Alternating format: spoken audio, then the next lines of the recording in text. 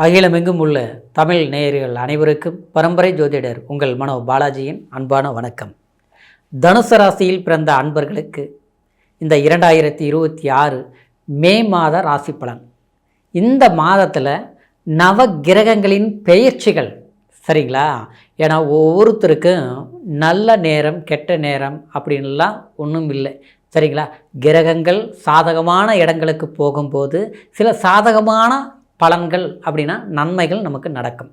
அதே கிரகங்கள் பாதகமான பாவகத்தில் சஞ்சாரம் பண்ணும்போது சில விஷயங்கள் நம்ம என்னதான் முயற்சிகள் எடுத்தாலும் அப்போ பார்த்தோம்னா ஏதாவது ஒன்று இடைஞ்சல் வர்றதும் உண்டு, இல்லை அது நடக்காமலேயே நல்ல விஷயங்கள் நடக்காமலேயே தாமதமாகிறது உண்டு. அப்போது இந்த கிரக பெயர்ச்சிகள் தான் அதுக்கு காரணம். அப்போது இந்த மாதத்தில் இந்த கிரக பெயர்ச்சிகளால் இந்த மாதம் பலன்கள் நமக்கு எப்படி இருக்கும் அப்படிங்கிறது பற்றி தாங்க இப்போ இந்த பதிவில் நம்ம பார்க்க போகிறோமுங்க. அது வேலையாக இருக்கட்டும், இல்லை சொந்த தொழில் செய்கிறவங்களுக்கு சொந்த தொழில் செய்யக்கூடிய வாய்ப்புகள் எப்படி இருக்கும் அப்படிங்கிறது, திருமணம் ஆகாதவங்களுக்கு திருமண பாக்கியங்கள் ஏதாவது கைகூடி வருமா, ஏற்கனவே நம்ம சில பிரச்சனைகளை கடந்து வந்துட்டுருக்கிறோம்னா அந்த பிரச்சனைகள் சரிப்படுத்த முடியுமா அப்படிங்கிறது எல்லாமே இந்த பதிவில் இப்போ நம்ம பார்க்க போகிறோமுங்க. ஃபஸ்ட் டைம் பார்க்குறவங்களா இருந்தீங்கன்னா சப்ஸ்கிரைப் பண்ணி பெல் பட்டன் அழுத்தி ஆல் ஆப்ஷன் கொடுங்க. தனுசு காலபுருஷ தத்துவத்தில் 9வது வரக்கூடிய ராசி தனுசு ராசி. ரொம்ப பாக்கியசாலி ராசின்னு சொல்லுவோம். ஏன்னா இந்த தனுசு ராசியில் பிறந்தவங்க அக்னி தத்துவம் அப்படின்னா இது ஒரு வெளிச்சத்தை கொடுக்கக்கூடிய ஒரு ராசி. அப்படின்னா இந்த ராசியில் பிறந்தவங்க ரொம்ப உதவி செய்வாங்க மற்றவங்களுக்கு. கூட பிறந்தவங்களாக இருந்தாலும் சரி, இல்லை கூட இருக்கிறவங்களாக இருந்தாலும் சரி, பார்த்து பார்த்து பண்ணுவீங்க. தனக்கு இருக்குதோ இல்லையோ மற்றவங்களை நேசிக்கிறவங்களுக்கு, அதாவது யோசிக்காமல் செய்யக்கூடியவங்க இந்த தனுசு ராசிக்காரர். இப்படி தனுச மண்டலத்துக்கு ஒரு தனிப்பெரும் சிறப்பு உண்டு சரிங்களா? மற்றவங்களை உருவாக்கக்கூடிய ராசி, மற்றவங்களை வழிநடத்தக்கூடிய ராசி. எல்லா பெருமைகளுக்கும் சொந்தக்காரராக இருந்தாலும் தற்போது தனக்கு 3ஆம் இடத்துல ராகு, 4ஆம் இடத்துல அர்த்த அஷ்டம சனி, 7ஆம் இடத்துல குரு, அந்த குருவின் பார்வை பலம் பெற்ற இந்த மாதம். அது மட்டும் இல்லை, பாக்கியஸ்தானத்தில் கேது. செவ்வாய் பொறுத்த வரைக்கும் 11ஆம் தேதி அதாவது 4ஆம் இடத்துல இருந்து 5ஆம் இடத்திற்கு அதாவது ஆட்சி பலத்தை அடைய போகிறார். கண்டிப்பாக சொல்கிறேன் பாருங்கள், ரொம்ப வருஷம் கல்யாணம் ஆகாமல் இருந்தவங்களுக்கு கல்யாண பலம் கூடி வரும். எந்த ஒரு வாழ்க்கையை நீங்கள் எடுத்தீங்களோ அந்த வாழ்க்கை பண்ணி முடிக்காமல் தாமதம் ஆகிட்டு இருந்தோன்னா கண்டிப்பாக இந்த காலகட்டத்தில் செஞ்சு முடிச்சிருவீங்க. சிறப்பாக நீங்கள் மனசில் பிடிச்ச வாழ்க்கையை செய்து கொள்ளக்கூடிய ஒரு சந்தர்ப்பம் அமையும். குடும்பத்தில் இருக்கிறவங்க நம்மளை யாருமே புரிஞ்சுக்கல, கூட இருக்கிறவங்க நம்மளை யாருமே வெறுக்கிறாங்க, நான் ஒரு தனிமரமாக இருக்கிறேன், எங்கே போனால் எனக்கு நிம்மதி கிடைக்கும் அப்படின்னு தேடிட்டு இருக்கிறீங்களோ அந்த தேடலுக்கு உண்டான மன திருப்தி உங்களுக்கு கிடைக்கும். எப்படி கிடைக்கும்? பிடிச்சவங்களுடைய அன்போ, இல்லை நம்மளை வெறுக்கிறவங்களுடைய அதாவது அவங்களே புரிஞ்சுக்கக்கூடிய ஒரு திருப்தியோ நிச்சயமாக உண்டாக்கும். வேலையில் பிரச்சனை இருக்கிறவங்களுக்கு, ஏன்னா அர்த்த அஷ்டமச்சனி இப்போ ஒரு படாத பாடு படுத்துருச்சு. நாம் நல்லவங்க தான், ஆனால் நாம் நம்புறவங்க எல்லாமே கெட்டவங்களாக இருந்து நாம் என்ன பண்ணுறது? கெட்டவங்களும் சொல்ல வரல ஆச்சுங்களா? நல்லவங்களாக இருந்தால் கூட நம்மக்கிட்ட வந்தாங்கன்னா கெட்டவங்களாகிடுவாங்க. அவங்க சுயநலமாக பழக ஆரம்பிச்சிருவாங்க.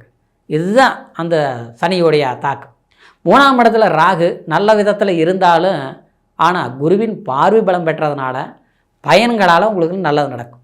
இடமாற்றங்கள் பண்ணுங்க, கண்டிப்பாக சிறப்பாக ஒரு நன்மைகள் நடக்கும்.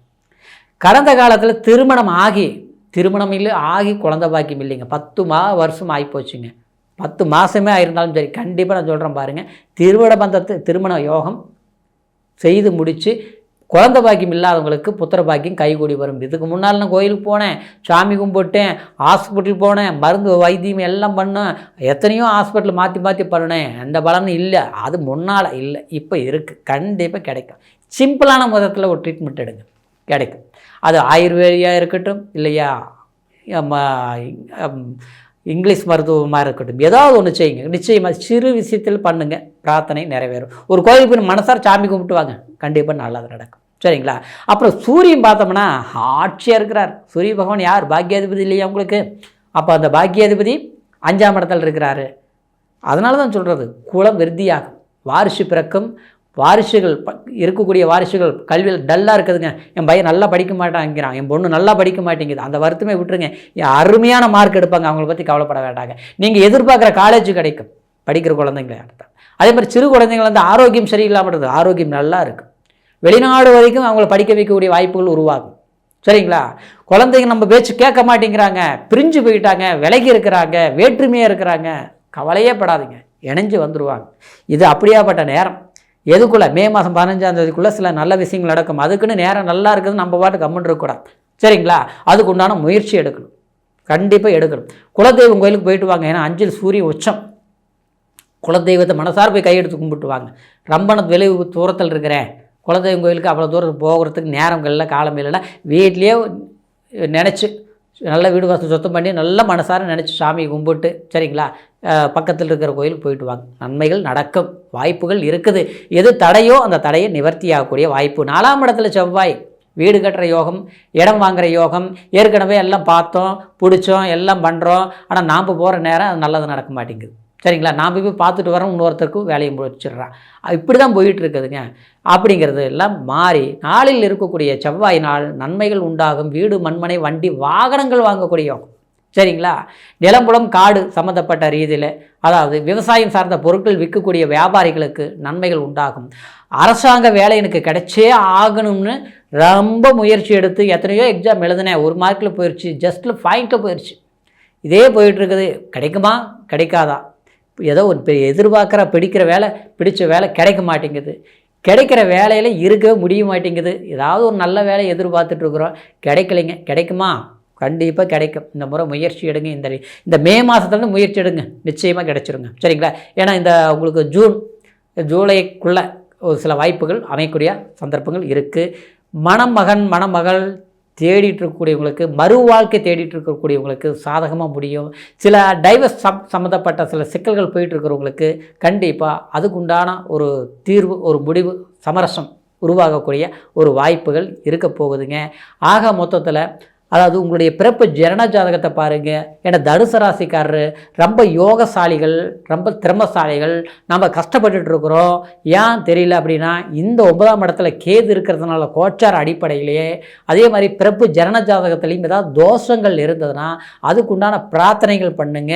என்ன தசா புத்தி நடக்குதோ அதுக்கு உண்டான திசை வாசப்படி இருக்கக்கூடிய வீட்டில், அதாவது உங்களுக்கு அந்த தசா புத்திகளுக்கு தகுந்த மாதிரி ஒரு வாசல் இருக்கக்கூடிய வீட்டில் குடியிருக்கிற போது அதாவது நமக்கு யோக பலன்கள் கைகூடி வரும். சரிங்களா? அது மட்டும் இல்லை, திருமண தடைகள் நிவர்த்தியாகும், சுப செலவுகள் பண்ண முடியும். ஆச்சுங்களா? அதனால் உங்களுடைய பிறப்பு ஜனன ஜாதகத்தையும் ஒரு முறை பார்த்துக்குங்க. ஏன்னா கோச்சாரங்கிறது ராசியை வச்சு சொல்கிறோம், மதி அதாவது நம்மளுடைய சிந்தனையை வச்சு சொல்கிறோம், விதி லக்னம் பிறப்பு. இந்த பிறப்பில் இருந்து இந்த காலகட்டம் வரைக்கும் இப்படி தான் நடக்குங்கிறது நம்ம பிறப்பு ஜனன ஜாதகத்தில் டீட்டெயில் தெரியும். சரிங்களா? அந்த தசாபுத்திகள் சாதகமாக இருந்தாலும் நீங்கள் பெரிய சக்ஸஸ் பண்ண முடியும், எந்த முயற்சி எடுத்தாலும் வெற்றி பண்ண முடியும். அந்த காலம் நமக்கு நேரம் சாதகமாக இருக்குதாங்கிறது நம்ம ஜாதகத்தில் தான் தெரிஞ்சுக்க முடியுங்கிற காரணத்தினால உங்களுடைய ஜாதகம் இதுவரைக்கும் பார்க்காமல் இருந்து நம்மக்கிட்ட பார்க்கணும் நீங்கள் விரும்புனீங்கன்னா கீழே இருக்கிற நம்பருக்கு ஃபோன் பண்ணி உங்களுடைய டேட் ஆஃப் பர்த் டைம் சொல்லுங்கள், சிறப்பாக பார்த்து தெரிஞ்சுக்கலாம். சரிங்களா? மீண்டும் அடுத்த பதிவில் சந்திக்கும் வரைக்கும் நன்றி, வணக்கம்.